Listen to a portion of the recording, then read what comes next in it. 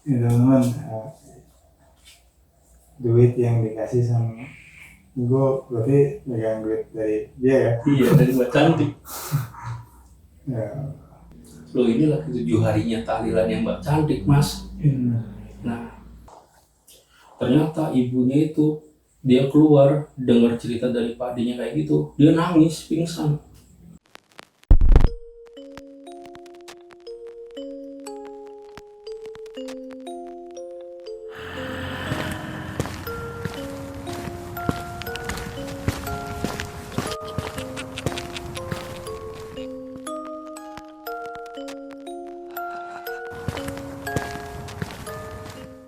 Bismillahirrahmanirrahim. Assalamualaikum warahmatullahi wabarakatuh.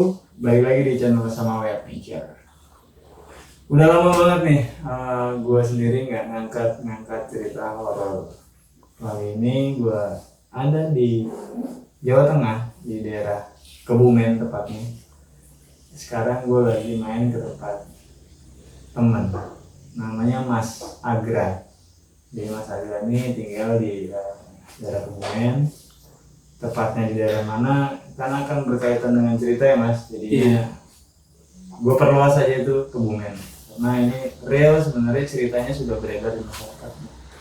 Hanya saja secara detail mungkin belum tersampaikan. Nah insya Allah melalui Mas Agra ini, teman-teman yang sudah dengar ceritanya sedikit akan menjadi lebih paham dan lebih tahu. Dan yang belum pernah dengar, tonton, jangan sampai di skip dan kalian pasti greget. Gue baru dengar sedikit aja sih, dan gue belum dengar semuanya. Mudah-mudahan kita bisa greget bareng-bareng.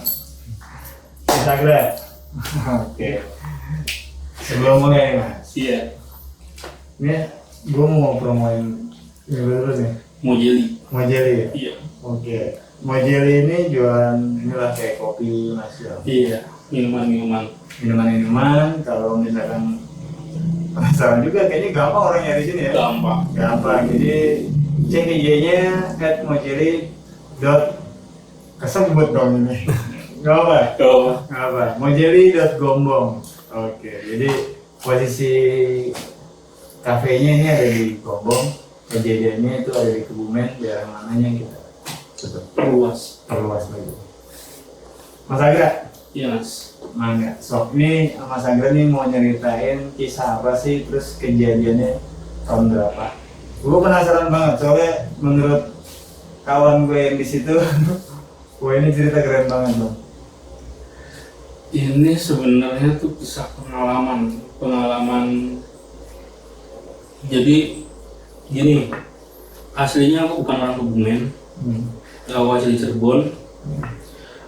Pada tahun 2009 itu, nah aku ke Kebumen, merantau lah itu, diajakin Om kan. Dan Om sendiri itu buka KSP. KSP itu koperasi simpan pinjam gitu, kayak bank keliling lah, mingguan kan. 2009 itu diajakin ke sini, ke Kebumen, buat ikut kerja. Kalau di KSP itu kan kita kalau anak baru itu, buat karyawan baru itu kita selalu ngikutin pengawas. Jadi itu aku dapat area penagihan di bagian barat sampai Cilacap. Itu area penagihan tuh. Jadi aku tuh selama 2 minggu itu harus ngikutin pengawas yang udah penagihan di daerah Cilacap. Jadi nunjukin nasabah lah. Ini nasabahnya ini aja, nanti yang bakalan ditarik uangnya gitu. Yang bakal ditagih. Nah, itu hari pertama, hari kedua sama itu kita biasalah jalan pagi pulang sore. Kejadiannya itu kita bisa kalau penagihan pertama ini kan di pinggir jalan raya Ngijo. Sebut dah Ngijo ya kan. Itu soalnya ada apa, nasabah yang jualan legen apa, tuak. Nah itu tarikan pertama, nasabah pertama pasti kita ngelewatin jalan besar, jalan utama. Nanti pulangnya kita muter. Pulangnya itu kita selalu lewat jalur desa. jalur desa yang lewatin hutan-hutan kayak gitu, tebing, jurang gitu. Nah, pas lagi hari ke-8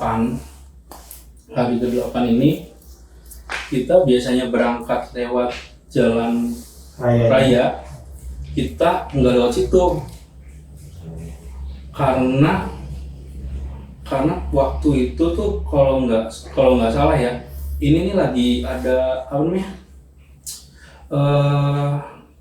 perbaikan aspal. Jadi warung-warung yang kita mau tagih itu tutup. Nah, kita lewat jalur biasa kita pulang.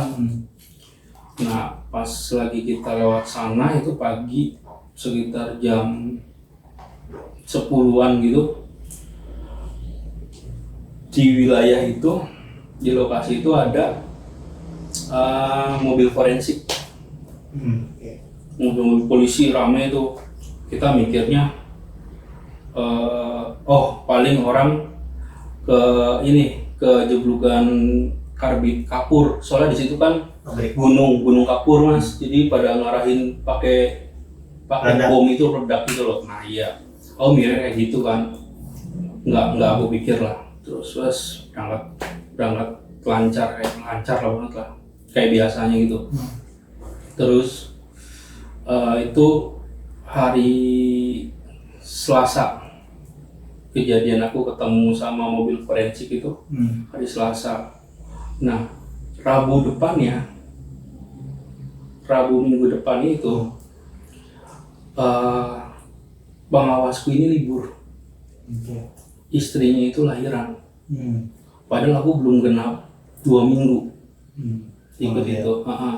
Belum genap 2 minggu, otomatis nasabah belum hafal aku. Lokasinya mana-mana aja yang mau ditarik, soalnya kan banyak banget. Belum hafal. Jadi itu pas pengawas itu nggak bisa berangkat, aku dilepas sendiri. Ya kalau bos bilang itu tagih aja sekenanya aja, sehafalnya kamu aja, yang penting balik bawa duit, bawa tagihan gitu kan. Nah, itu hari Rabu hari Rabu berangkat sendiri.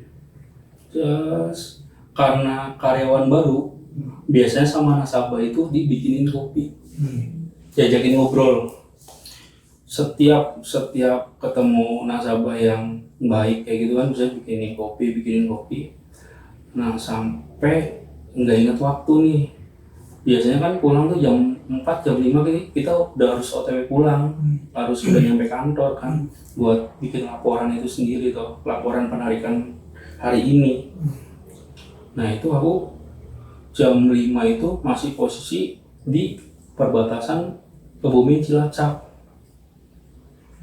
Nah, Kebumen Cilacap masih di situ, aku ngebut pulangnya lewat posisi terang. Posisi itu cuaca lagi panas, jadi maghrib pun masih ada cahaya matahari. Nah, begitu lewat tebing hutan itu, jadi begitu lewat tebing hutan itu kan yang ada satu lokasi yang sering banget aku perhatiin di situ, soalnya dia bagian ada pohon bambu gitu, dia itu petuk nyatu, kanan kirinya itu nyatu, jadi petuk. Jadi jadi kan bagus banget. Sering banget kalau situ aku perhatiin bambu kayak gitu kan, maksudnya bagus banget loh, buatan alam kan ibaratnya. Nah, di situ juga yang ada mobil forensik kemarin, berhentinya yang Selasa minggu lalu. Nah, pas lewat situ, otakku mikir, kemarin ada apa ya di sini? Pas mau deket yang bambu petuk itu, bambu yang nyatu itu, pas motor mau deket, langsung kepikir nih, kemarin ada apa ya di sini ya? Begitu aku ngelewatin, aku berhenti di situ, nengok ke belakang, ada cewek di situ, pakai seragam sekolah. Pakai seragam sekolah, posisi jalan rame, banyak mobil truk bawain kapur itu tuh. Posisi jalan rame, ada cewek anak sekolah tuh. Dia nyamperin ke aku. posisi setengah lari nyamperin. Posisi aku kan di situ cuma sendiri nih, maksudnya aku yang berdiri kan sendiri. Oh oleh, kenapa mbak? Mas, anterin aku pulang. Aku ditinggal sama temen-temenku di sini. Loh kok bisa? Pokoknya anterin aku pulang aja lah mas lah. Aku takut di sini, takut, maksudnya takut. Aku mikirnya mungkin takut nakalin supir truk. Nah takutnya mungkin loh ya. Kalau mikir ke situ. Kalau aku ajakin pulang tuh aku anterin pulang jalan sambil ngobrol tuh. Di jalan itu pelan aku sambil ngobrol, nanya rumahnya di mana, terus sekolah di mana, kenapa bisa sampai ditinggal sama temen-temennya. Singkat cerita nih, nggak tahu kenapa itu nyampe 3 kilo dari tempat kejadian itu bensin habis. Bensin habis, otomatis aku beli ngecer seliter dulu buat nanti jalan ke pom, nanti gampang ngisi ke pom lah. Nah begitu tadinya mau ke pom, tadi mau aku belokin ke daerah wisata Waduk Sempor, mau aku ajakin main-main dulu tadinya kan. Tapi karena harinya udah semakin gelap, aku urungin tuh niat itu tuh, maksudnya gampang lah besok lagi aja, yang penting bisa minta nomor WA-nya nanti, aku pikir kayak gitu kan. Nah terus begitu di jalan kita berhenti di pom bensin, itu antri mas, ada 4 motor di depan motorku itu jadi antri. Jadi dia turun ngasih uang buat beli bensin aku, patungan lah. Ini mas aku punya uang segini buat tambahan beli bensin. Tapi anehnya di sini, ini uangnya itu uang 1000-an tahun 87.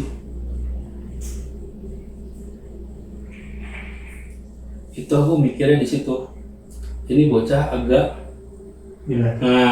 mikirnya agak kurang. Aku mikirnya, tapi oke lah, yang penting dia tahu alamat rumahnya.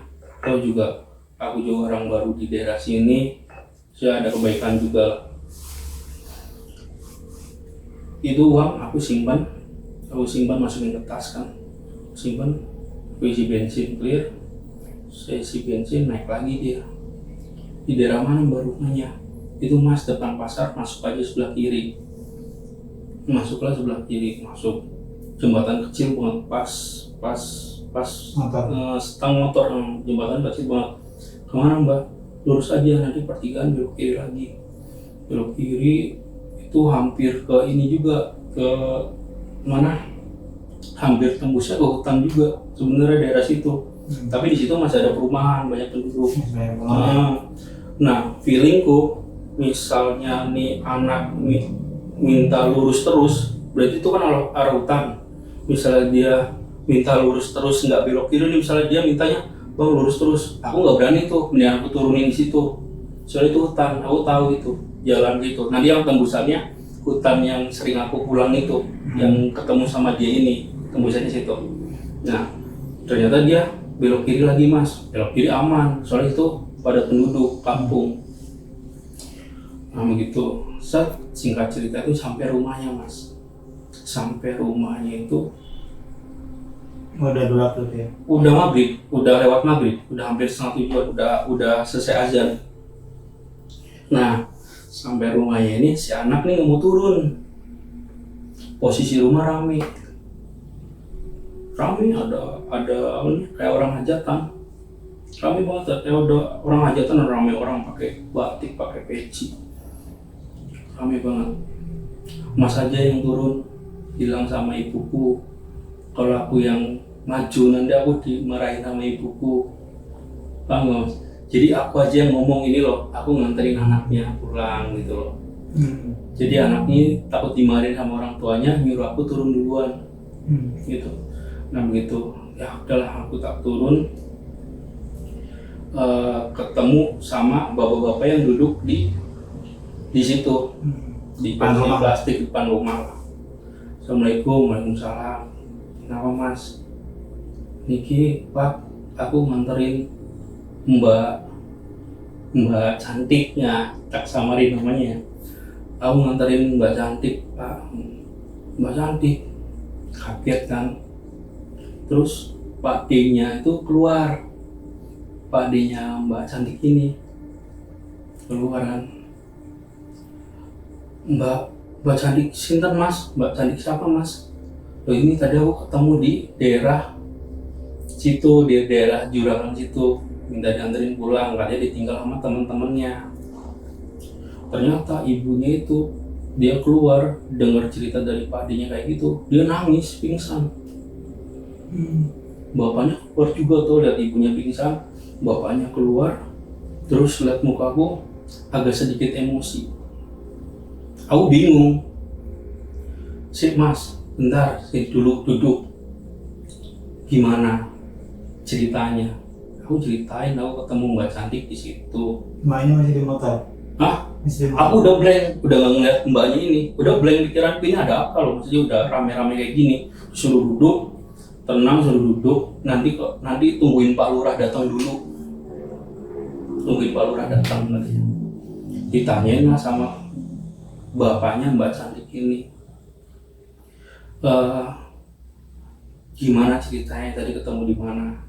Ketemu di daerah situ Pak. Tadi lagi sendirian di pinggir jalan, aku bilang gitu kan.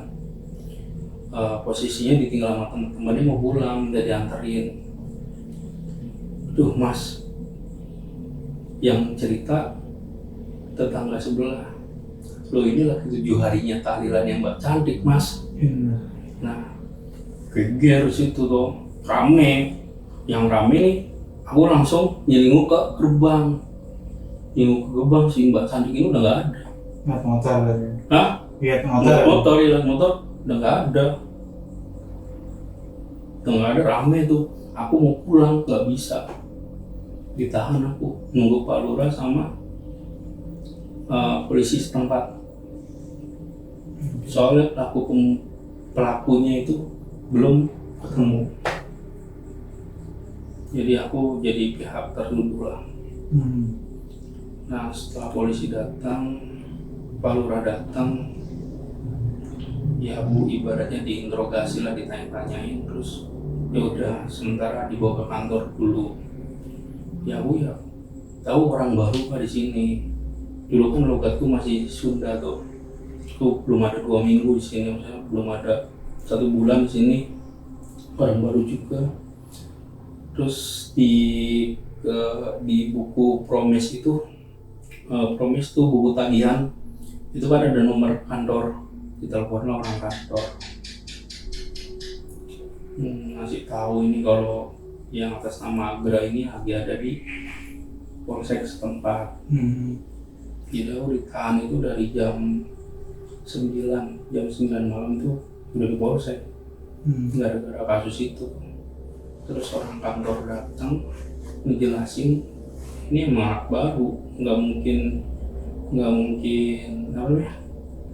mungkin ngelakuin itu lah, ibaratnya masih keterangan detail gitu loh. Ini anak baru di sini, belum ada 1 bulan di sini, dan dia masih sebenarnya belum berangkat sendiri, masih diikutin pengawas, tapi karena pengawasnya berhalangan hadir, dia jalan sendiri. Baru hari itu. Baru hari itu. Nah baru hari itu juga keluar sendiri. Nah selang jam 11 itu si pelaku ketangkep. Ya, 11 malam. 11 malam itu pelakunya itu di dalam ketangkep 7 orang. 7 orang. 7 orang. Pelakunya ketangkep. Setelah itu terus karena si polisi ini penasaran sama kejadian tadi tuh, minta diceritain ulang lagi. Kenapa sih Mas, gimana Mas? Ketemu di mana? Tahu terangin tuh. Ya ketemu di sana Pak. Udah bisanya sampai dibawa pulang tuh gimana? Dan dia minta diantarin pulang ya Pak. Terus kamu dikasih uang 1.000 mana itu?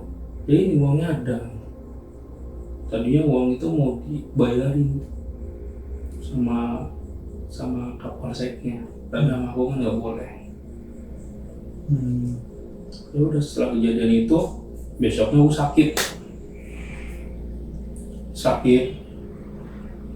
sebulan ya, tipes.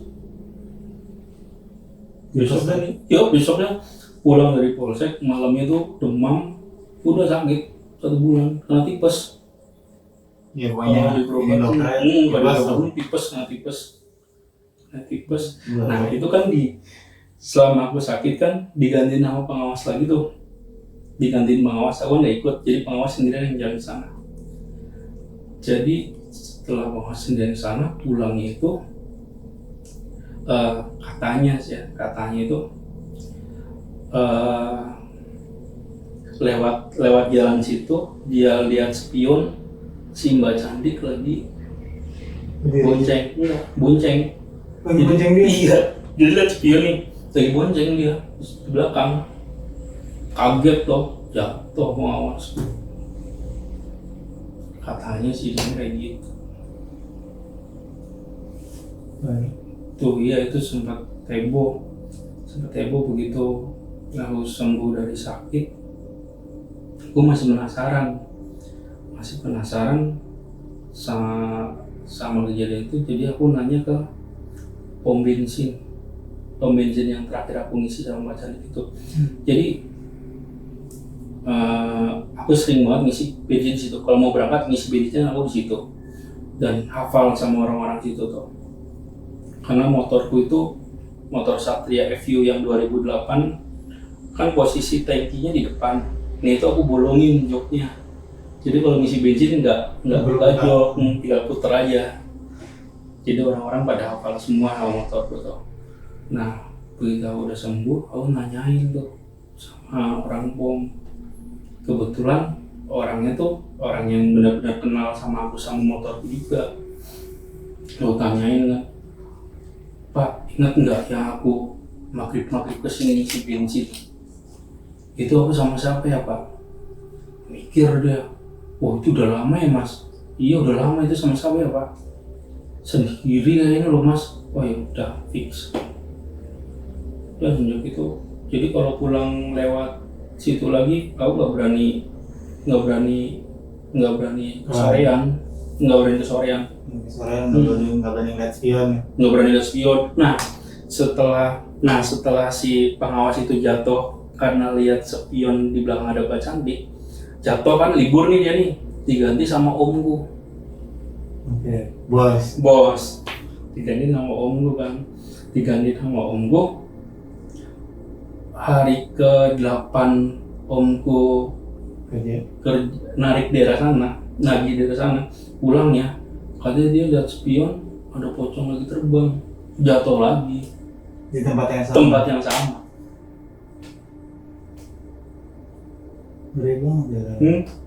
Ya dibilang ngeri sih, sebenarnya sih nggak ngeri kalau kita nggak terlalu gelap nyampe situ ya. Soalnya itu full hutan. Jadi perdesaan, sekolah SD, tikungan udah sana full hutan. Jadi kalau arah kita ke timur itu sebelah kanan jurang, sebelah kiri tebing, tengah-tengah itu jalan aspal. Dan dari situ. Kalau masih ingat face-nya? Masih. Uangnya juga masih ada. Uangnya masih ada? Boleh lihat ya?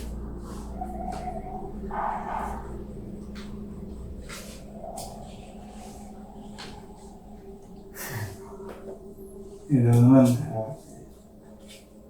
duit yang dikasih sama gue berarti megang duit dari dia ya? Iya, dari Mbak Cantik. Ya, jadi Bank Indonesia Rp1.000 tahun 1987, Gubernur itu masih Raja Sisingamangaraja fotonya.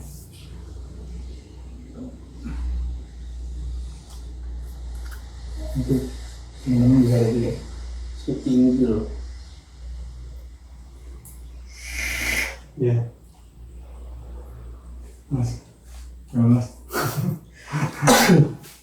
Iya, kejadian itu rame. Jadi di situ terkenalnya ada Mbak Peri. Mbak Peri. Jadi hati-hati kalau di situ nanti diboncengin sama peri. Jadi semenjak kejadian itu masyarakat situ atau orang yang tahu kejadian itu sekarang kalau naik motor sendirian pasti tangan kiri itu megang begel motor biar nggak diboncengin. Tangan kanan megang gas tuh, tangan kiri megang begel. Nah, sebelum lupa, Iya. balik ke yang tadi masuk kantor polisi, jam 9 malam masih kantor polisi udah. Jam 11 masih ketangkap. Mas dengar kabar kelanjutannya nggak? 7 orang itu ketangkap 7-7-nya, terus kejadian sebenarnya apa ya? Kalau ketangkap 7-7-nya itu nggak begitu jelas ya, soalnya kita beda tempat. Pas lagi di Polda itu beda tempat. Kalau kasusnya itu pemerkosaan. Pemerkosaan kasusnya itu Terus dibuang di situ. dibuang di situ. Artinya Enggak, kejadiannya di situ dan di bunuh sikat diri. di situ. Nah, oke, berarti Mas waktu itu pertama kali ngeliat face-nya. Artinya face-nya masih normal saja, tidak Normal. melakukan. Itu kan aku dulu masih nakal nih. Boncengan itu aku sempat pegangin paha, nampulin pahanya, lututnya gitu loh. Ngeraya apa grepe. Ya. Nggak dingin nggak apa. Normal. Normal. Biasa. Normal. Nah, itu pertama ngeliat berarti kan Mas. Setelah itu pernah nggak dilihatin lagi atau ketemu lagi atau sekilas mukanya dia atau apa? Nggak pernah. Oh, Nggak pernah. untung nggak pernah. Nggak pernah. Itu kalau selama sakit karena tipes itu 1 bulan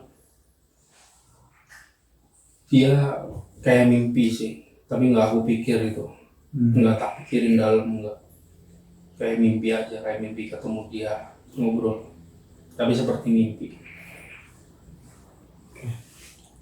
Jadi sekarang cerita itu menjadi tikungan ya, hutan peri atau tikungan peri tadi namanya? Itu tikungan Peri. peri, Tikungan peri. tikungan peri, bukan tikungan sih, turunan. Oh, turunan peri. Turunan, pas turunan soalnya. Oke. Jadi ada sebuah legenda yang tercipta oleh Mas Agra ini ada namanya tikungan peri.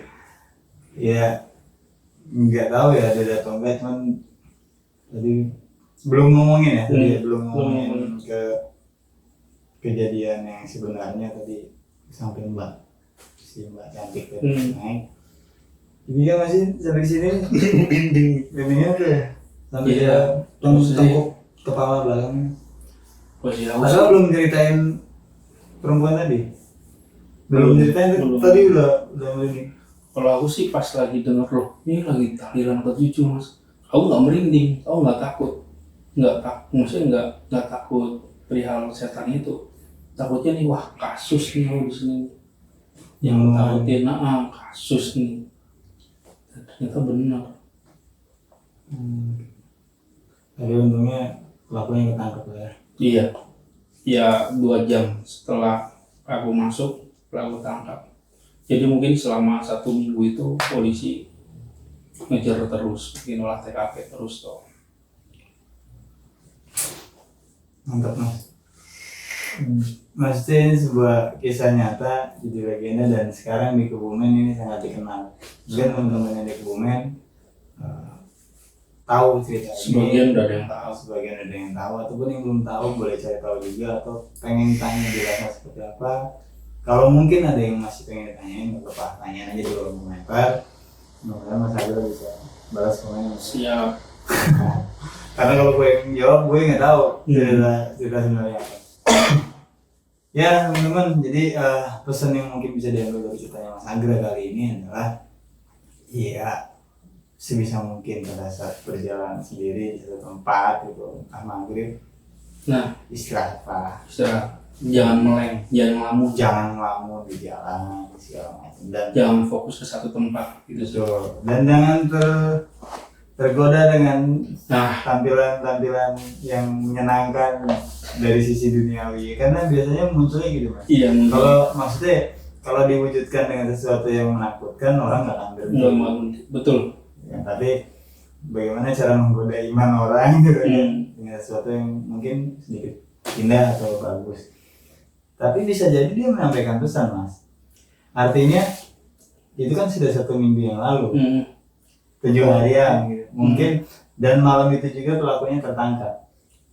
Nah, iya. Siapa mungkin. tahu aja kejadian pada saat sebelum maghrib si Mbak Cantik itu ikut Mas pulang itu mau ngasih tahu ke keluarga bahwa pelaku tertangkap. Dan dia sudah tenang mungkin hari ini. Ya mudah-mudahan Mbak sudah tenang lah gitu dari sana dan tidak mengganggu lagi lah berjalan atau siapapun yang lewat di turunan Peri tersebut. Ya teman-teman itu aja Mas ceritanya. Iya.